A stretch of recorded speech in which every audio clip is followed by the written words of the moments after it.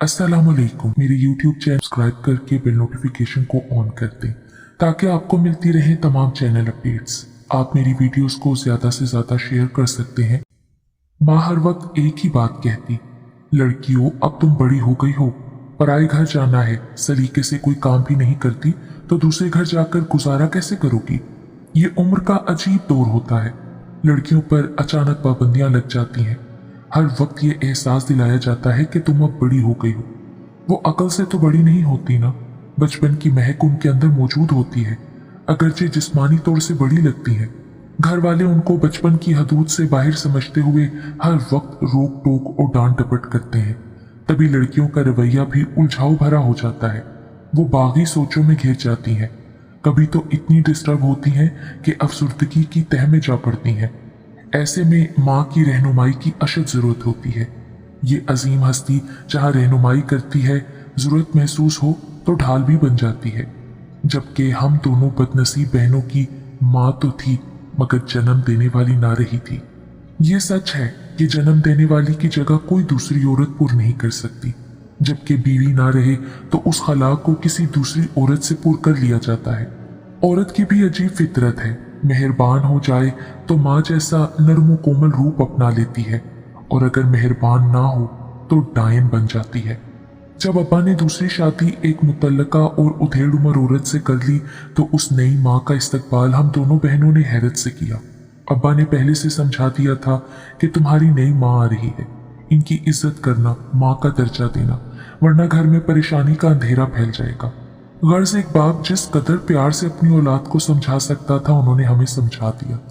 हमारे कच्चे जहन थे, हम बच्चे थे, बच्चों को जिधर मोड़ो मुड़ जाते हैं। माँ आ गई तो हमने खुश होकर उनके कदम लिए, दौड़ दौड़ कर उनके काम करते, जो बाप समझाते उससे बढ़कर उनकी बीवी की खिदमत करते। अब्बा की आमदनी बस इसी कदर थी कि इज्जत से 2 वक्त की रोटी का बंदोबस्त हो जाता था। वो ट्रक ड्राइवर थे। जिस औरत के हमने माँ समझकर नाज नखरे उठाए उसने बहुत जल्द अपना असल रूप दिखाना शुरू कर दिया।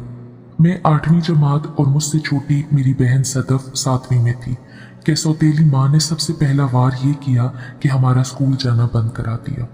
कहा कि ये बड़ी हो गई है, गोया लड़की का बड़ा होना तो जुर्म था जिसकी सजा हमें मिलनी थी। अम्मी के लबों पर हर वक्त एक ही बात रहती, ये लड़कियां अब मेरी जिम्मेदारी हैं, कल कला कुछ ऐसा वैसा हो गया तो हम क्या करेंगे। ऐसी बातें करके उस खातून ने मेरे वालिद को इतना डरा दिया कि उन्होंने यकीन कर लिया कि अब बच्चियों का घर से बाहर कदम रखना कयामत ही लाएगा। बिलाशुबा लड़कियों की तालीम से ज्यादा एक गरीब आदमी की इज्जत और नामूस उसके लिए अहम होती है, मगर अम्मी का मकसद ये था कि घर का सारा काम हमें सौंप दिया जाए और वो आराम से चरपाई पर बैठकर हमारी निगरानी करें। हम दोनों बहनें सुबह से रात तक घर के काम में लगी रहती। वो हदायत जारी करती फिर लंबी तान कर सो जाती, मगर अम्मी बज़ाहिर हमसे प्यार से मुखातिब होती।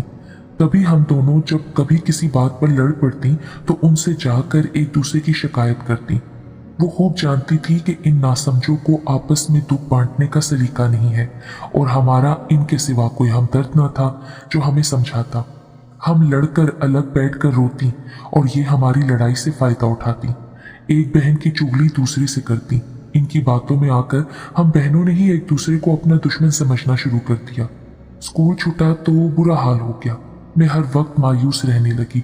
अब स्कूल की सहेलियां और पुरौनक माहौल याद आता। हम दर्द हम जमात छूट गई तो मैं शदीद तन्हाई का शिकार रहने लगी। हर लम्हा यही सोच मेरी रूह को जख्मी करती रहती, क्या मेरा लड़की होना जुर्म है? आखिर किस कसूर की सजा मिली है? क्यों पढ़ने नहीं दिया जाता?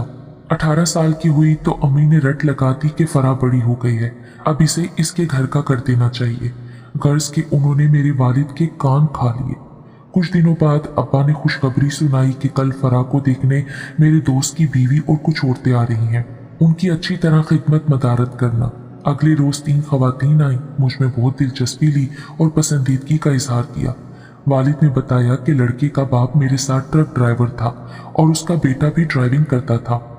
इनका अपना कारोबार है, अब बहुत खुशहाल हो गए हैं। चाहता हूँ कि फरा का रिश्ता यहाँ हो जाए ताकि ये मुझे भी अपने कारोबार में शरीक कर ले और फिर हमारे भी दिन फिर जाए। दोबारा जब वो खवातीन आई तो अम्मी ने उनकी अजहद खातिर तवाज़े की, मीठी मीठी बातों से उनके दिल मोह लिए। वो रिश्ता पक्का कर गई। उनके जाने के बाद अम्मी कहने लगी कि तेरे साथ हमारी किस्मत भी खुल जाएगी, ससुराल जाकर मेके का ख्याल रखना। मैं नादान उस वक्त उनकी बात का मतलब ना समझी। 1 माह बाद मेरी शादी का दिन मुकर्रर हो गया, मगर मुझे इल्म न था कि जिंदगी का साथी कौन है। हमारे जमाने में लड़कियों से कौन पूछे या कौन कुछ बताने की जहमत करे। रिश्ता तय होने के चंद दिनों बाद मुझे खाली हाथ झटपट इस तरह रुखसत किया जैसे बला सर से टाली हो। मगर शुक्र है अल्लाह ताला का कि मेरी किस्मत अच्छी थी। ससुराल मेके से बहुत अच्छा था। यहाँ मुझे जिंदगी की हर लज्जत मुयस्सर आ गई। सोचा सच कहते हैं कि वालिदैन औलाद की बेहतरी के लिए ही सोचते हैं। ससुराल वालों ने जहेज ना मिलने का मलाल तक न किया। अफसुर्दगी के जो बादल हर वक्त मेरे दिल पे छाए रहते थे, आसिफ जैसे जीवन साथी को पाकर छट गए। मुद्दत बाद खुशी का चेहरा देखा। अब मैं सुखी और पुरसकून हो गई थी। यहाँ सभी प्यार भरा एहसास तहफ़्फ़ुज़ देते थे। मुझे इस बात से गर्ज न थी कि मेरे ससुर और शोहर अपने ट्रकों पर स्मगलिंग करते हैं। भला हम ऐसी घरेलू औरतों को अपने मर्दों के कारोबार से क्या सरोकार। मुझे किसी बात का इल्म था और ना मैंने कभी जानने की कोशिश की कि ये लोग क्या कारोबार करते हैं। एक रोज मेके गई तो मेरे वालिद ने कहा कि तुम्हारा ससुर बहुत घटिया आदमी है। पहले मेरी तरह किसी के ट्रक का ड्राइवर था, अब इधर का माल उधर करता है, यानी स्मगलिंग करता है तो खुशहाल हो गया है। अपने ट्रक भी खरीद लिए हैं, हमारा जरा ख्याल नहीं करता। कमजाद को मैंने अपनी बेटी का रिश्ता दिया है, मगर एहसान मानने की बजाय तोते की तरह आंखें बदलनी है। मुझे अपनी बाप की ये नुक्ताचीनी जरा अच्छी ना लगी। हकीकत में ससुराल से मुझे बहुत प्यार मिला था।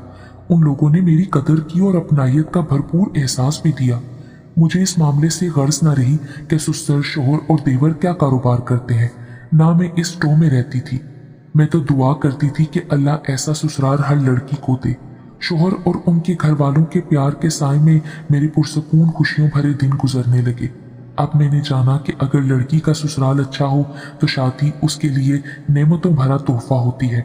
एक रोज जब मैं अपनी छोटी बहन से मिलने वालिद के घर गई तो उन्होंने मुझे कहा कि तुम्हारे ससुर ने मुझे अपने कारोबार में शामिल नहीं किया। हालांकि मैंने 1-2 बार कहा भी है कि मेरे हालात अच्छे नहीं हैं। अब वो तुम्हारी छोटी बहन का रिश्ता अपने दूसरे बेटे के लिए किस मुंह से मांग रहा है। पर अब्बा, मुझे तो इस बात का कोई इल्म नहीं है। उन लोगों ने सदफ के रिश्ते की बात मुझसे नहीं की। मैंने अब्बा को बावर कराने की बहुत कोशिश की। घर अच्छा है, मेरा देवर अच्छा है, आप सदफ का रिश्ता दे दें, हम दोनों बहनें एक जगह हो जाएंगी और सदफ भी सुखी रहेगी। कारोबार में शराकत का लालच मत करें, बल्कि अपनी बेटी का सुख देखें। रोजी रोटी जो किस्मत में है अल्लाह आपको दे तो रहा है ना। एक शर्त पर मैं उनको सदफ का रिश्ता दे दूंगा कि अगर वो लोग मेरी कुछ माली मदद करें, कम से कम 3 लाख दें। बेटी की शादी पर खर्चा भी तो करना होता है ना। मैंने अपनी सास से उनकी ये बात ना कही, बल्कि खामोशी इख्तियार कर ली। कुछ दिनों बाद अब्बा मेरे घर आए और मेरी सास से खुद ये बात कह दी।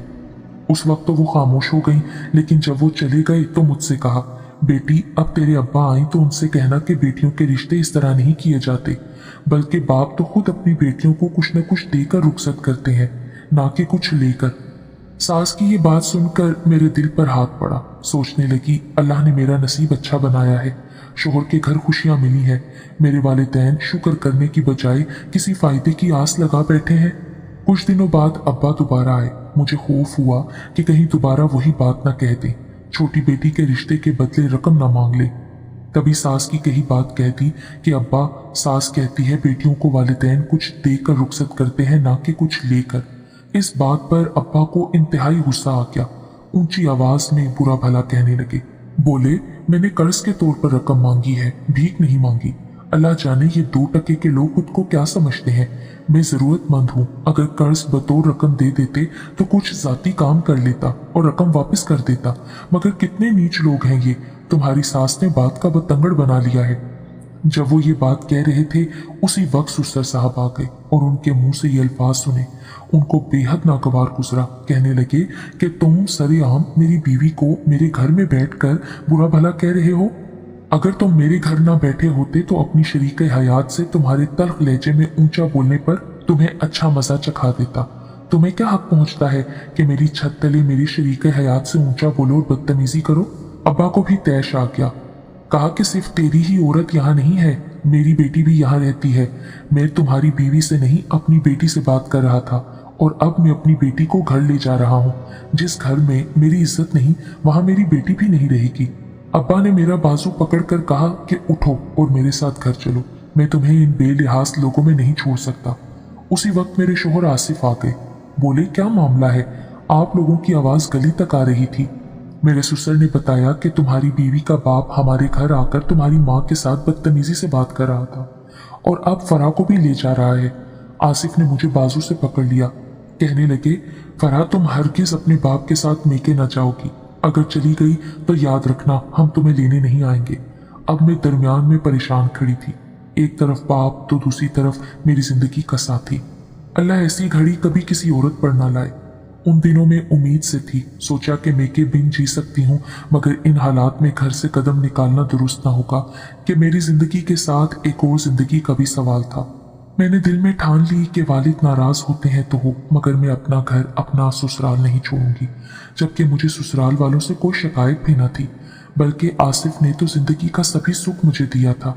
अब जबकि मुझको औलाद की सूरत में एक नई खुशी मिलने वाली थी, मैं अपना घर छोड़कर कैसे जा सकती थी।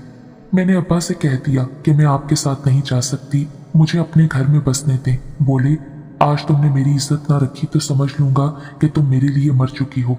अब्बा, आसिफ ही मेरे सब कुछ है, मैं ये घर छोड़कर नहीं जाऊंगी। मैं फूट फूट कर रोती। बाप को तवक्का न थी कि बेटी खुले लफ्जों ऐसा कह देगी। वो खस्ता हाल से मेरे घर से निकल गई और बाप को इस तरह जाता देखकर मेरा दिल बैठ सा गया। मेरे दिल की कैफियत को आसिफ ने भी अपने दिल की गहराइयों से समझा। अपने कमरे में ले जाकर बोले, तुमने मेरे लिए ये दुख उठाया है, फिक्र ना करो। अब्बा जी का गुस्सा ठंडा होने दो, मैं खुद तुम्हें तुम्हारे वालिद के पास ले जाऊंगा। हम उनसे माफी मांग लेंगे। जो रकम उन्हें चाहिए मैं अपने अब्बा से चोरी छुपे उनको दे दूंगा। शायद उनको अशद जरूरत है, इसीलिए मजबूर होकर हमारे दर पर आए हैं, मगर ये बात मैं अभी अपने वालिद को नहीं समझा सकता। एक माह बाद अब्बा को आसिफ ने मना लिया और मुझे मेरे मेके ले आए। अब्बा को रकम भी दी। मैंने अब्बा से माफी मांगी। अब्बा ने मुझे माफ कर दिया और आसिफ से कहने लगे, कुछ दिन के लिए इसे हमारे पास छोड़ दो। अम्मी भी बोली कि हाँ ठीक है, मैं और सदफ इसकी देखभाल कर लेंगे। अभी बच्चा पैदा होने में 2 माह बाकी थे। फिर भी आसिफ ने उनकी बात मान ली और मुझे मेरे वालिदैन के घर छोड़कर चले गए। 15 दिन गुजरे, मेरी तबीयत खराब हो गई। अभी बच्चे की आमद में दिन रहते थे, मगर वो कबल इस वक्त इस दुनिया में आ गया। अल्लाह ने बेटा दिया। मैं बहुत खुश थी। समझ रही थी कि मेरे वालिदैन ने आसिफ और उनके घर वालों को इस खुशखबरी से आगाह कर दिया होगा, लेकिन जब ससुराल से कोई ना आया तो मुझे शक हुआ। शायद ये खबर अभी तक मेरे ससुराल वालों तक नहीं पहुंची। मैंने अपनी दाई से कहा, अम्मा रजिया, एक काम करो, जरा मेरी ससुराल जाकर खबर ला दो कि पोते की पैदाइश का सुनकर वो क्यों नहीं आए और आसिफ भी नहीं आए। मैं बहुत परेशान हूँ। चली तो जाऊं बिटिया, लेकिन मुझे डर है कि तुम्हारी माँ को इल्म हो गया तो वो मुझसे नाराज हो जाएगी। थोड़ा सब्र से काम लो, 2-4 दिन और इंतजार कर लो। इस दौरान नहीं आए तो मैं चली जाऊंगी। जब हम ये बातें कर रहे थे, किसी तरह मेरी सौतेली माँ ने ये बातें सुन ली। उसने दाया को सख्ती से मना कर दिया कि खबरदार, जो तुमने आसिफ के घर जाकर कुछ कहा या कोई इतला दी, मैं तुम्हारे साथ बुरी तरह पेश आऊंगी। बच्चे की पैदाइश की इतला देने वाले फराह के अब्बा हैं या तुम हो, वो जो मुनासिब समझेंगे करेंगे। सौतेली माँ की ये बात सुनकर मैं तो हक्का पक्का रह गई। या अल्लाह खैर करना, पता नहीं इनकी क्या नीयत है, कहीं झगड़ा ना खड़ा हो जाए। मैं अभी इस हालत में ना थी कि खुद कुछ कदम उठाती। 2 दिन गुजरे कि मैंने सौतेली माँ को अब्बा से ये कहते सुन लिया, इन्होंने तुम्हारी जो बेइज्जती की है इसका मजा चखेंगे। मैं फराह के बच्चे को अपनी भांजी को दिए देती हूँ, वो भी औलाद है। तुम जाकर दामाद के घर वालों से कह दो कि बच्चा मुर्दा पैदा हुआ है। पर फराह कैसे मानेगी? अरे तुम छोड़ो, मैं उसको खुद काबू कर लूंगी। इसी तरह जेर कर सकते हो तुम अपनी समधी को, वरना तो वो हम पर हमेशा शेर होकर रहेंगे। ना ही फराह घर छोड़ेगी और ना ही तलाक पर राजी होगी। ये वो लम्हा था जब सौतेली माँ मुझे डाई नजर आई। सोचने लगी कि अब तो इस मामले से खुद मुझे ही निमटना है। अगर कुछ कहती हूँ तो कहीं मेरा बच्चा ही गायब ना कर दे। न जाने इस औरत के क्या अज़ाइम है जो मेरे बाप को भड़का रही है। मैंने चुप साध ली। 2 दिन गुजरे थे कि दाई आ गई। वो मेरे बच्चे को नहलाने और मालिश करने आती थी। उसके कपड़े भी धो जाती थी। मौका पाकर चुपके से उसने मेरे कान में कहा, बेटी, तुम किसी तरह अपने शोहर के घर चली जाओ। तुम्हारी माँ ने कहीं से रत्ती भर अफीम मंगवाई है। वो दूध में घोलकर बच्चे को चटाने का इरादा करती है। कहती है ये बच्चा रात भर सोता नहीं है, बार बार उठ जाता है, सबकी नींद खराब होती है। थोड़ी सी अफीम पिला दूंगी तो रात भर सुकून की नींद सोएगा और हम सब भी आराम से अपनी नींद पूरी कर लेंगे। बेटी, खबर नहीं इस औरत ने क्या अपने जी में ठानी है कि इतनी नन्ही सी जान को नशे पर डाल रही है। दाया अम्मा की बात सुनकर मेरे तो पैरों तले से जमीन निकल गई। मैंने उसके सामने हाथ जोड़े। रजिया अम्मा, तुमको अल्लाह का वास्ता, जाकर मेरे शोहर को खबर कर दो कि वो आकर मुझे ले जाए। मुझ पर तो ये सौतेली माँ पहरा देती है, घर से निकलकर भाग भी नहीं सकती। दाया अम्मा बेचारी खुद परेशान थी। उसने हामी भर ली और दुआएं देती हूँ मैं उस मेहरबान औरत को जिसने बर वक्त जाकर आसिफ को खबरदार किया और तमाम अहवाल से आगाह किया। उनको बेटे की पैदाइश की इत्ला भी अब्बा ने ना दी थी। वो फौरन आ गए। बोले, मुझे क्यों खबर ना की कि अल्लाह ने यह नेमत अता की है? वालिदा ने कहा, ट्रक लेकर तुम्हारे ससुर पेशावर गए हुए थे, 15 रोज बाद रात ही लौटे हैं। इनका ही इंतजार था। मैं बच्चियों को अकेला छोड़कर नहीं आ सकती थी, बल्कि उम्मीद कर रही थी कि तुम खुद इधर का चक्कर लगाओगे। बीवी मेके में हो, इस हाल में हो, तो तुम्हारा इधर आना तो बनता था ना। खाला, हम भी ट्रक लेकर गए हुए थे, माल पहुंचाना था, इसी सबब नहीं आ सका, पर अब तो आ गया हूं ना। हाँ हाँ, अच्छा हुआ आ गए हो, तुम्हें तुम्हारा बेटा मुबारक हो। चले खाला, मैं अपनी बीवी और बच्चे को लेने आया हूँ। आसिफ ने मुझसे कहा, फरा फौरन तैयारी बांधो, अम्मी जान की तबीयत अच्छी नहीं है, उनको अस्पताल ले जाना है। तो ले जाओ बेटा तुम अपनी माँ को अस्पताल। फरा अपने वालिद से इजाजत लेगी तो जाएगी, वरना हम खुद पहुंचा देंगे। अभी इसका यही रहना ही सही है। पर मैं अभी जाऊंगी अम्मी, आसिफ लेने आ गए हैं, मैं अब्बा के आने का इंतजार नहीं कर सकती। जाने कब आए? आसिफ की अम्मी बीमार है, मेरा अभी जाना बेहतर है।